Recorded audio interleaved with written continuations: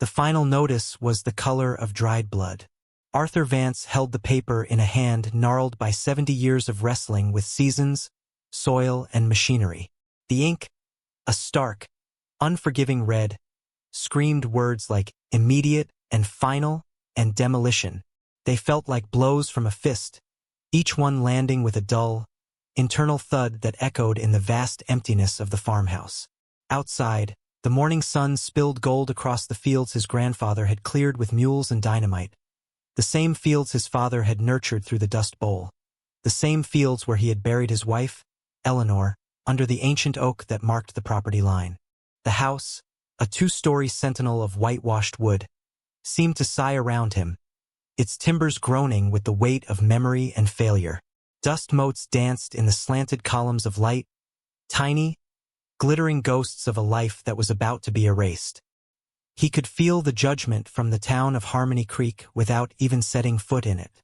He was the old man who couldn't keep up, the relic who refused to sell to the Sterling Corporation when they first came sniffing around 5 years ago with their slick brochures and hollow promises of progress. Now, progress was coming for him with a court order and a fleet of bulldozers. He ran a thumb over the raised seal of the bank, the paper crinkling under the pressure. It felt thin, fragile, a wholly inadequate testament to the lifetime of sweat and sacrifice it was meant to nullify. His reflection stared back from the dark glass of the unlit television screen. A man whittled down by time and grief, with eyes the pale, washed-out blue of a winter sky and a face mapped with the tributaries of a hard life. He saw not just himself, but the ghost of his father and the shadow of his grandfather, all of them standing behind him, their disappointment a palpable weight on his stooped shoulders. He had failed them. He had failed Eleanor. He had promised her he would die on this land, that their story would end where it began.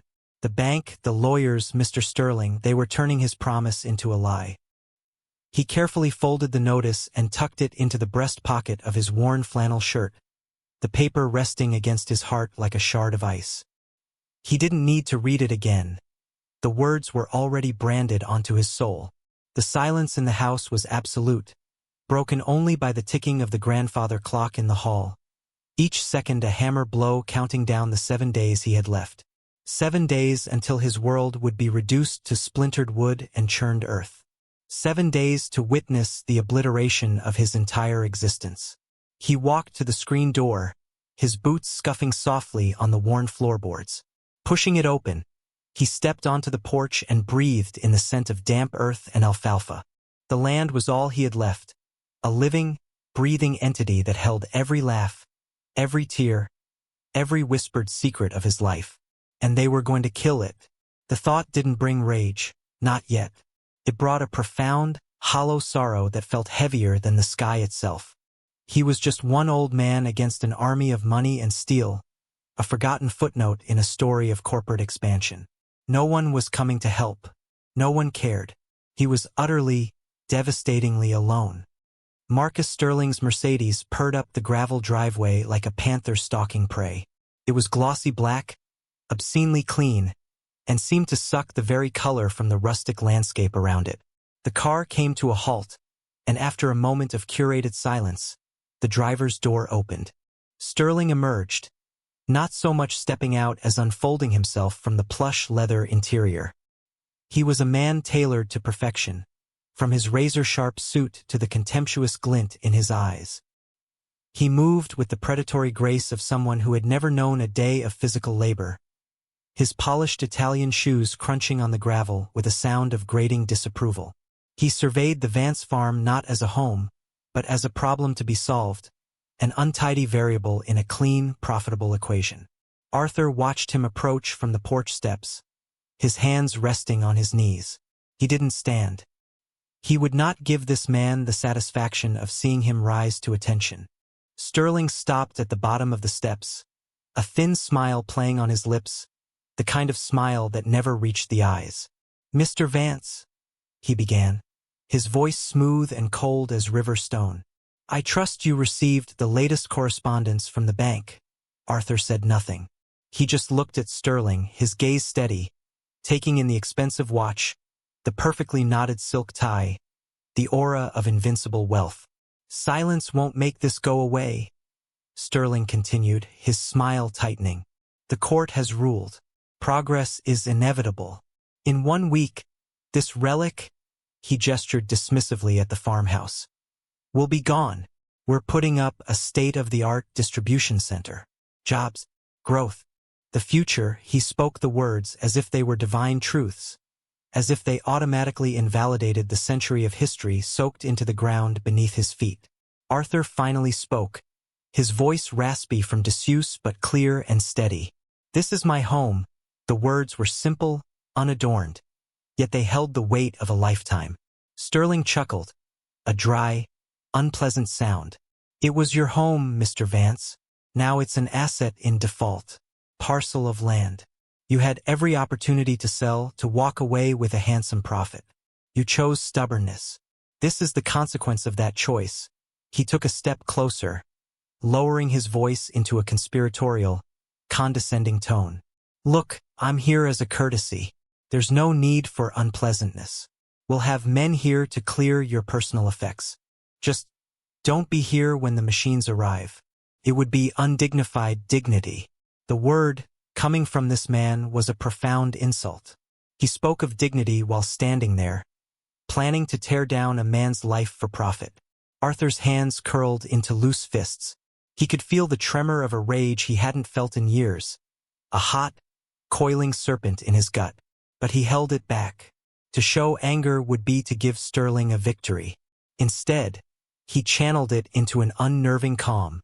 This land remembers, Arthur said, his voice barely a whisper, yet it carried across the space between them with chilling clarity. It remembers my wife planting those roses. It remembers my father's hands turning the soil. It remembers a time when a man's word was worth more than a piece of paper from a bank. Sterling's facade of civility cracked. A flicker of genuine annoyance crossed his features. Spare me the rural poetry. Memories don't pay mortgages. Your time is up, old man. We own this now. And in 7 days, I'm going to stand right here and watch them knock that pathetic excuse for a house into a pile of toothpicks. He turned on his heel, his movements sharp and angry, and strode back to his car. The engine started with a whisper, a stark contrast to the roar of Arthur's aging tractor. As the Mercedes disappeared in a cloud of dust, Arthur remained seated, the developer's final words hanging in the air like poison. The conflict wasn't just about land anymore. It was about two different worlds colliding. One of memory, honor, and connection, and another of cold, hard, remorseless capital. And Arthur knew, with a certainty that settled deep in his bones, which world was destined to lose. After the dust from Sterling's car had settled back onto the earth it came from, Arthur slowly pushed himself to his feet. His knees ached, a familiar protest against the damp morning air and the relentless march of time. He didn't go back inside. The house felt too much like a tomb now, its silence filled with the echo of Sterling's threats. Instead, he walked. He followed the faint path worn into the grass leading to the old oak at the edge of the property. His boots made soft impressions in the dirt, a path he had walked 1,000 times before. Each step was a pilgrimage into the past. He reached the oak, its branches sprawling against the sky like the arms of a weary giant. He placed a hand on its rough, furrowed bark. The tree was a witness. It had been here long before the Vances, and he'd always believed it would be here long after. Now he wasn't so sure. Sterling's bulldozers would make short work of it. He looked at the small, simple headstone nestled near its roots. Eleanor Vance, beloved wife. Peace. There were no dates. For Arthur, time with Eleanor wasn't something to be measured by a beginning and an end. It just was. He knelt, his bad knee groaning, and traced her name with a calloused finger. He was here, Ellie, he whispered to the stone, the breeze rustling the oak leaves above as if in response. The man from the city. He doesn't understand. A flood of memories washed over him, so vivid he could almost feel the warmth of her hand in his. He remembered the day they'd planted the rose bushes by the porch, her face smudged with dirt, laughing as he'd tripped over the watering can. He remembered winter nights, huddled by the fireplace, the wind howling outside while they were safe and warm, the smell of her apple pie filling the small house. He remembered her strength during the drought of '88, how she'd managed their meager supplies with a grace that bordered on miraculous, her spirit never flagging even when his own was close to breaking. And he remembered her last days, in the bedroom upstairs, the sunlight streaming through the window she loved. The illness had taken her body, but it never touched her fire. Her hand, frail and thin, had gripped his with surprising strength. "Promise me, Arthur," she'd said, her voice a fragile whisper. "Promise me you'll stay. Don't let them take this place. It's not just wood and dirt. It's us. It's our story," he had promised. He had sworn on everything he held sacred that he would honor her wish, that he would be the caretaker of their shared history until his own time came. Now, that promise felt like a lead weight in his soul. He had taken out the second mortgage after she passed, trying to modernize the irrigation system, hoping a good harvest could pull him out of the hole. But a freak hailstorm had wiped out half his crop, and the bank had been unsympathetic. From there, it was a slow, agonizing slide into the inevitable. He wasn't a bad farmer or a poor businessman. He was just a man caught in the gears of a machine that had no room for bad luck or sentiment. He leaned his forehead against the cool granite of the headstone. "I'm sorry, Ellie," he murmured, his voice thick with unshed tears. "I'm trying. I don't know what else to do." He stayed there for a long time, the sun climbing higher in the sky, the world continuing its indifferent spin. He was not just losing a farm. He was losing the last tangible piece of her. The house was the repository of their life together. Every creak in the floorboards was a footstep, every scratch on the doorframe a memory of their children, long grown and gone, measuring their height. To let a man like Sterling bulldoze it was a desecration, a violation of something holy. He finally rose, his body stiff, and looked back at the house. It stood proud against the horizon, weathered and worn, but beautiful in its endurance. It was a testament to love and labor. His promise to Eleanor was not just a whisper in a sick room. It was the foundation of his identity. Breaking it would be a form of death long before his heart stopped beating. He didn't know how, but he knew he couldn't just walk away. He would face the bulldozers. He would stand on his porch and meet the end on his own terms, on his own land. It was the only piece of dignity they couldn't take from him. The town of Harmony Creek treated Arthur's impending doom like a coming storm they were powerless to stop. They saw the dark clouds gathering on the horizon but did little more than pull their collars tighter and hurry indoors. When Arthur drove his old Ford pickup into town for feed and supplies, the familiar greetings were replaced with averted eyes and sympathetic, pitying glances. Old Man Hemlock at the hardware store gave him a discount on nails Arthur didn't really need.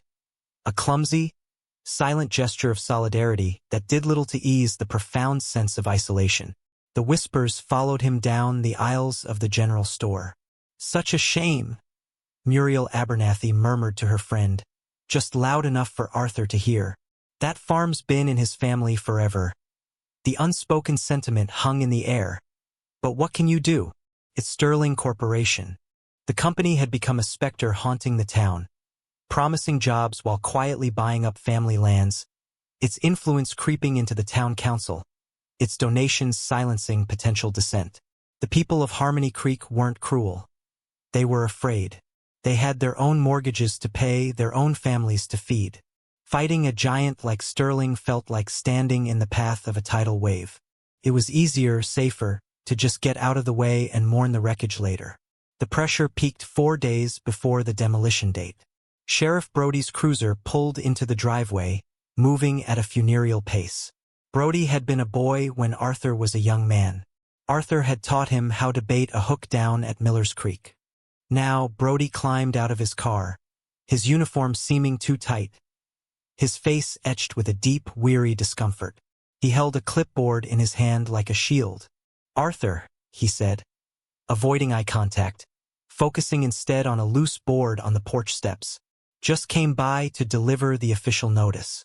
As a formality, he held out the clipboard. Arthur didn't take it. "You taught me how to stand up for myself, Bill," Arthur said, his voice quiet, without accusation. Told me a man's got to draw a line somewhere. Brody's face flushed with shame. This ain't the same thing, Arthur. This is the law. My hands are tied. If I don't enforce this, they'll just send someone from the state who will. It won't change anything. It would change how you sleep at night, Arthur replied, the words landing with surgical precision. Brody flinched. He finally looked up, his eyes pleading. Don't do this to me. Don't make me the bad guy. I'm just doing my job. He set the clipboard down on the porch railing. The notice just confirms the date and time. Tuesday, 9 a.m. They'll be here to begin. He couldn't bring himself to say the word demolition. He backed away toward his car, eager to escape the suffocating weight of Arthur's quiet disappointment. I'm sorry, Arthur. I truly am. The apology was sincere, but it was also useless. An empty bandage on a mortal wound. Arthur watched him drive away, the silence descending once more, now heavier, more absolute. The law, the community, the friends he had known his whole life. They had all receded, leaving him stranded on a shrinking island of time. He was an obstacle to be removed, a problem to be tidied away. The community's silence was a form of complicity, an unspoken agreement that his history was worth less than their comfort. As evening fell, he sat on the porch, watching the fireflies begin their nightly ballet over the fields. The world was so full of simple, persistent beauty, yet it was being overshadowed by a calculated, legalistic ugliness. He felt a loneliness so profound it was a physical ache in his chest. He was a ghost haunting his own life, visible to all but helped by none. The final days were stretching before him, a barren road leading to a cliff's edge, and he had to walk it alone. The storm arrived on the third night before the end. It came without warning, a sudden, violent upheaval of the placid evening sky. The temperature dropped, and the wind began to howl, a low, mournful cry that tore through the old farmhouse, rattling window panes and moaning in the chimney. Then the rain came, not in drops but in solid, wind-driven sheets that hammered against the roof and turned the world outside into a churning, liquid darkness. Lightning spiderwebbed across the sky, illuminating the writhing trees for a split second, followed by claps of thunder so loud they seemed to shake the very foundations of the house. Arthur stood by the kitchen window, a mug of coffee growing cold in his hands, watching the deluge. The storm felt like a manifestation of the turmoil inside him, chaotic, powerful, and utterly indifferent to his fate. It was in the midst of this elemental fury that he saw it. A pair of headlights, cutting a weak yellow path through the downpour, faltering as they hit the muddy turnoff onto his road. They swerved, then died. A moment later, another pair followed, and another, until a small constellation of lights sputtered out in the growing muck. He squinted, trying to make sense of the shapes. Motorcycles. 6 of them. They were stranded, their heavy machines sinking into the saturated dirt road that had turned to thick, impassable mire. Through the sheets of rain, he could make out the silhouettes of the riders, leather-clad figures struggling against the wind and the mud, their situation clearly hopeless. A flicker of something stirred in Arthur. It wasn't fear. It wasn't judgment. It was a simple, uncomplicated spark of human empathy. He saw not bikers, not threats, but people in trouble. Without a second thought, he pulled on his old barn coat, grabbed a heavy-duty flashlight from the hook by the door, and stepped out into the raging storm. The wind and rain hit him like a physical blow, stealing his breath and soaking him instantly. He trudged down the driveway, the flashlight beam cutting a shaky path through the chaos. As he got closer, he could see them more clearly. They were big men, bearded and weathered, their leather vests adorned with patches he couldn't make out in the gloom. They looked hard, forged by the road and a life he couldn't imagine. They stopped their struggling as his light fell on them, turning to face him, their expressions wary, defensive. Roads washed out. Arthur yelled over the roar of the wind. "You're not getting through tonight." The biggest of the men, a mountain with a wild gray beard, stepped forward. "We can see that, old man. What's it to you?" His voice was a low growl, laced with suspicion. They were used to being treated as trouble, to being told to move along. Arthur just pointed the flashlight beam toward his barn, its large, welcoming shape briefly illuminated by a flash of lightning. "Got a dry barn," he shouted. "Better than drowning out here. You can wait out the storm. I'll put on a fresh pot of coffee." He didn't wait for an answer. He just turned and started walking back toward the house, trusting they would follow. He didn't have much left in the world. His home was forfeit, his future erased. But he still had a pot of coffee, a warm stew simmering on the stove from his meager supplies, and a dry place to offer shelter. In that moment, facing his own ruin, his instinct was not to hoard what little he had, but to share it. It was a simple, selfless act, a quiet defiance against the crushing selfishness of the world that was about to destroy him. It was just who he was. The bikers followed, pushing their heavy, mud-caked machines up the gravel drive. The barn door groaned open, revealing a cavernous space that smelled of hay, old wood, and earth. It was a sanctuary from the storm's fury. Arthur flicked on the overhead lights, a string of bare bulbs that cast a warm, yellow glow over the space. The bikers parked their Harleys, the chrome dripping with rain and mud, and looked around. They were a formidable sight, their wet leather creaking as they moved, their faces etched with the hardness of the road. The man with the gray beard, who the others called Grizz, watched Arthur with intense, calculating eyes. He had seen the world, and most of it was unkind. He was waiting for the catch, the price for this unexpected charity. But Arthur simply went about his business. He returned from the house a few minutes later carrying a heavy pot of beef stew, a loaf of freshly baked bread, and a steaming thermos of coffee. He set it all down on a dusty workbench, along with a stack of mismatched bowls and mugs. "It's not much," Arthur said, his voice soft but clear in the relative quiet of the barn. "But it's hot." The smell of the stew filled the space, a rich, comforting aroma that seemed to momentarily banish the chill of the storm. The bikers hesitated for a moment, then one by one, they stepped forward and filled their bowls. They ate in silence at first, the only sounds the clinking of spoons against ceramic and the drumming of rain on the tin roof. The stew was hearty and real, the kind of food that warmed you from the inside out. It was honest food, made by honest hands. Grizz took a long swallow of the hot coffee, the warmth spreading through his chest. He studied the old farmer. Arthur wasn't asking them questions. He wasn't staring at their patches, the prominent Hell's Angels rocker on their backs. He was just sitting on an overturned bucket, sipping his own coffee, looking tired but content. There was a quiet dignity about him, a profound lack of fear or judgment that Grizz found unsettlingly rare. His eyes drifted around the barn, taking in the neatly hung tools, the tidy stacks of hay, the signs of a life lived with order and care. Then his gaze fell on a small cork bulletin board tacked to a support beam. Pinned amongst old receipts and a faded photo of a smiling woman was a piece of paper with stark red lettering. Grizz stood up and walked over to it. "Final notice of eviction and demolition." He read the whole thing, his expression unreadable. The date was just 3 days away. The name on the notice was Arthur Vance. The name of the plaintiff was the Sterling Corporation. He turned back to Arthur, who was watching him now, his pale blue eyes filled with a weary resignation, not surprise. He knew they'd see it. "Trouble?" Grizz asked, his voice a low rumble. Arthur gave a small, sad smile. You could say that he didn't elaborate. He didn't complain or ask for pity. He just stated a fact. The other bikers had stopped eating, their attention fixed on the exchange. They had all known trouble. They lived with it, breathed it. But this was different.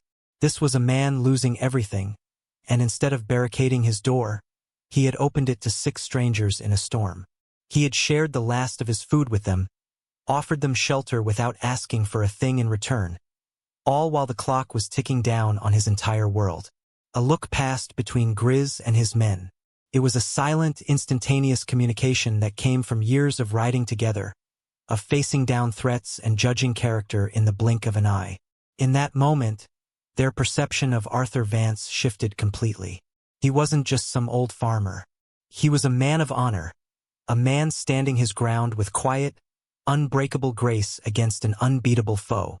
He was one of them in a way that had nothing to do with motorcycles or leather vests. He was a man who lived by a code, and they were about to see that code repaid.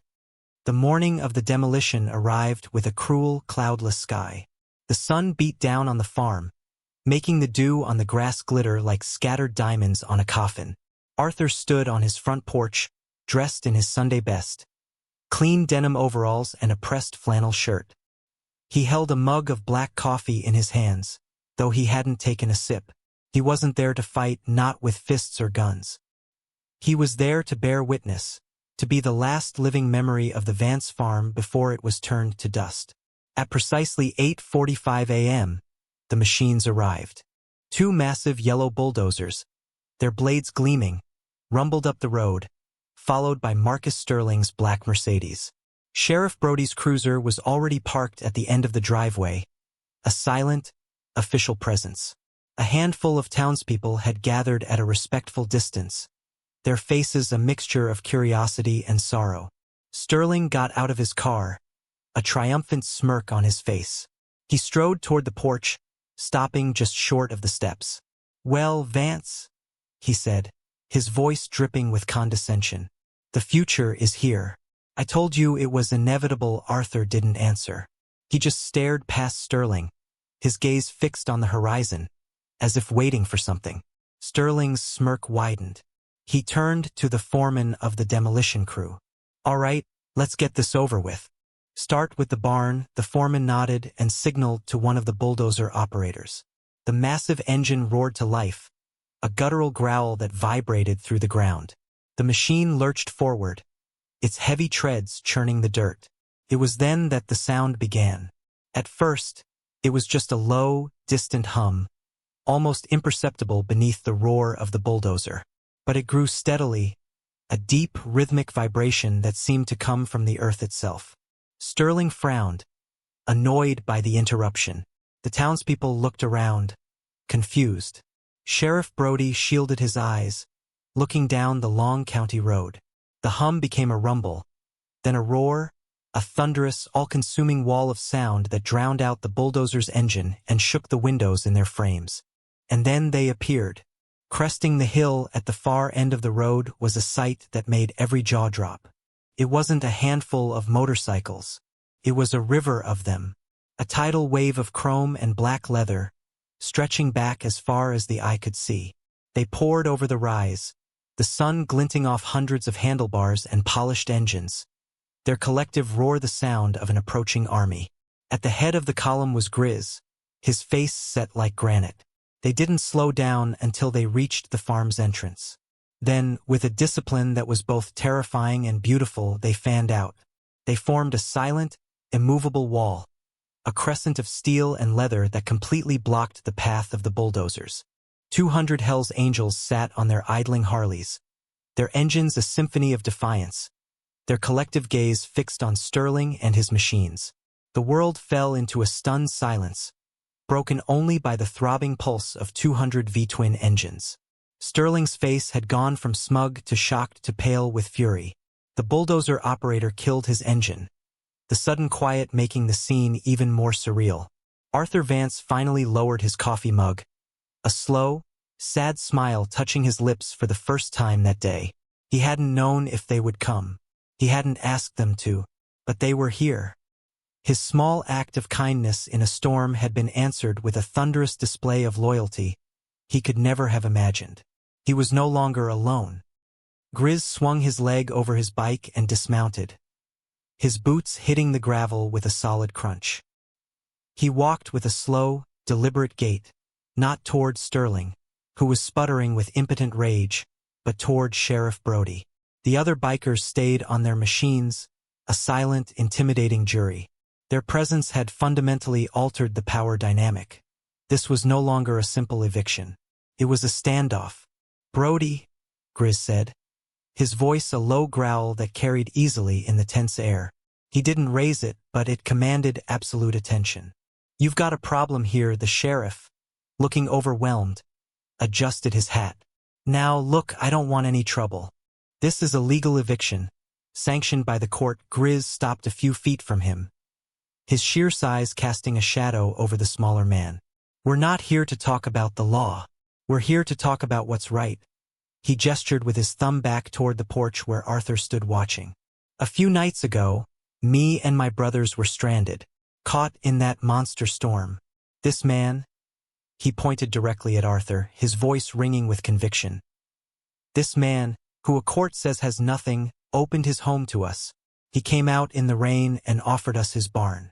He fed us with what was probably the last of his own food. He gave us hot coffee. He didn't ask who we were. He didn't ask for money. He just saw men in need and he helped." The story, told in Grizz's simple, powerful words, rippled through the onlookers. The local news reporter, who had come expecting a straightforward story about a farm demolition, was now scribbling furiously in her notepad, her eyes wide. The townspeople looked from the wall of bikers to the old man on the porch, their previous pity shifting into something else.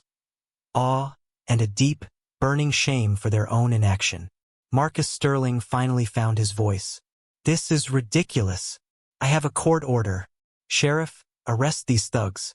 They're trespassing." Grizz slowly turned his head to fix Sterling with a gaze so cold and hard it could have chipped stone. "You talk about paper," Grizz said, taking a step toward him. "This man lives by a code. It's about honor, respect. You wouldn't understand that. You see a piece of land to be paved over. We see a man's home, his life. He showed us respect, and the Hell's Angels pay their debts." The name, spoken aloud with such authority, sent a fresh wave of shock through the crowd. This wasn't just a local motorcycle club. This was the real deal. Sterling's face went white. His threats about trespassing suddenly seemed pathetic and small against the backdrop of 200 silent, leather-clad men who represented a power far outside his understanding. "You can't do this," Sterling shrieked, his voice cracking. "I'll sue you all." Grizz just laughed, a short, harsh bark of a sound. "Go ahead. Send the papers to our clubhouse. We'll file them." He turned back to the sheriff. "This demolition is not happening today, Brody. This farm is under our protection now. You tell that to the judge. You tell it to the bank. And you," he jabbed a finger at Sterling, "you get your machines and your fancy car off this man's property." Now it wasn't a request. It was a command, backed by the silent, unblinking threat of 200 loyal brothers. The balance of power had irrevocably, seismically shifted. The standoff didn't last long. Faced with a public relations nightmare broadcast by the local news crew and a wall of bikers who showed no signs of budging, Marcus Sterling made a series of frantic calls. His voice, once so full of command, was now high-pitched and pleading. The foreman of the demolition crew, a pragmatic man who wasn't paid enough to risk his life or his equipment, ordered his men to power down the bulldozers. With a final, venomous glare at Arthur, Sterling got into his Mercedes and sped away, his pristine car kicking up a cloud of humiliating dust. The immediate threat was gone, but the bikers didn't leave. As the townspeople and the sheriff's car dispersed, talking in hushed, excited tones, the Hell's Angels dismounted. They didn't celebrate or cheer. Instead, a quiet, purposeful energy took over. Grizz walked up the porch steps and stood before Arthur. The two men looked at each other for a long moment. "Leaky roof on that barn," Grizz said, not as a question, but as a statement. Arthur nodded slowly. "Been meaning to get to it. A few of the boys are pretty good with shingles," Grizz said.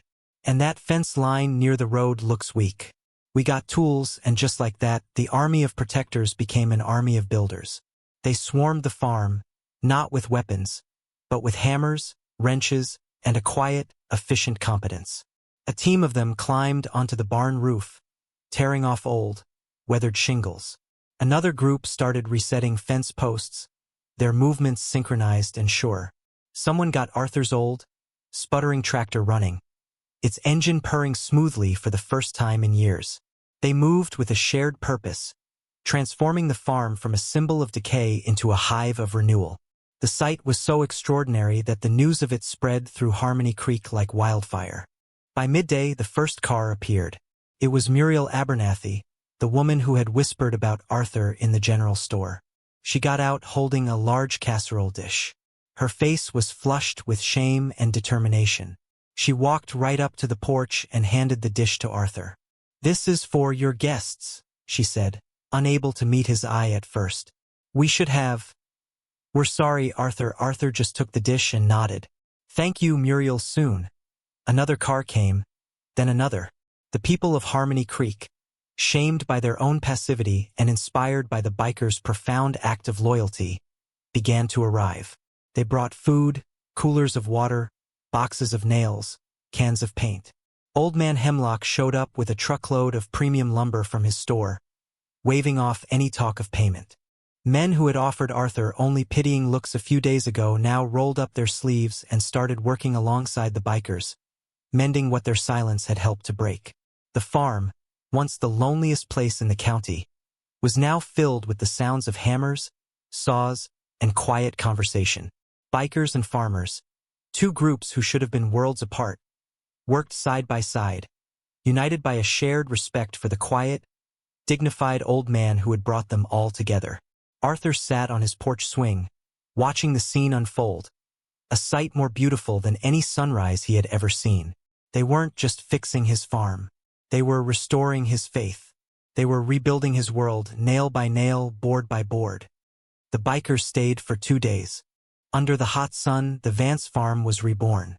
The barn roof was replaced, its new shingles a dark, solid patch against the sky. The fences stood straight and strong, their wire pulled taut. A fresh coat of white paint was applied to the house, covering the peeling, weathered wood and making it gleam like it had when Arthur and Eleanor first moved in. The rose bushes were pruned and tended, and the porch steps, which had sagged for years, were now sturdy and level. It was more than just repairs. It was an act of profound respect, a physical manifestation of the honor they felt Arthur was due. The community of Harmony Creek, in its own way, followed suit. The bank, flooded with calls from angry locals and facing a media firestorm, announced it was re-evaluating Mr. Vance's loan.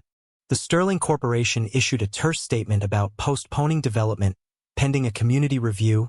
The legal and financial walls that had been closing in on Arthur began to crumble under the weight of public opinion and the unyielding presence of his new allies. On the morning of the 3rd day, the work was done. The farm was quiet again, but it was a different kind of quiet. It was the settled, peaceful silence of a place that was safe, a place that was loved. The bikers gathered their tools and began to prepare their machines for the road. There were no grand speeches or prolonged goodbyes. That wasn't their way. Grizz found Arthur on the porch, watching the sunrise. He was holding something in his hands. A brand new leather vest, identical to the ones his men wore, but without the club patches. On the back, however, was a single custom-stitched patch. It was a detailed image of the ancient oak tree on Arthur's property. "This is for you," Grizz said, holding it out. "So you remember that you've got brothers out here." Arthur took the vest, the leather thick and heavy in his hands. He ran his fingers over the stitched oak tree. He had no words, his throat tight with an emotion too deep to name. He simply nodded, his eyes meeting Grizz's, and in that shared look, everything was understood. One by one, the bikers came up to the porch to shake Arthur's hand. Their grips were firm, their nods respectful. They were hard men, but their eyes showed a genuine warmth, a connection forged in a moment of shared humanity. Then the ritual began. The sound of the first Harley engine firing up, a sharp crack in the morning stillness. Then another, and another, until the air was once again filled with the thunderous roar that had saved him. It was no longer a sound of intimidation, but a chorus of protection, a promise. They pulled out of his driveway in a long, orderly procession, a river of chrome and steel flowing back out onto the open road. Arthur stood on his porch, wearing the new vest over his flannel shirt. He watched until the very last bike disappeared over the horizon, until the roar faded back into a distant hum, and finally into silence. He looked out over his land, his home, now gleaming and secure. He was not the same man he had been 3 days ago. The town was not the same. The world felt different, larger, filled with unexpected possibilities for grace and loyalty. The final image was not one of victory, but of quiet, profound peace. An old farmer, standing tall on the land of his ancestors, his home saved, his dignity affirmed, and his heart no longer alone. He was a landmark, a testament to the fact that sometimes the most powerful act is a simple kindness offered in a storm.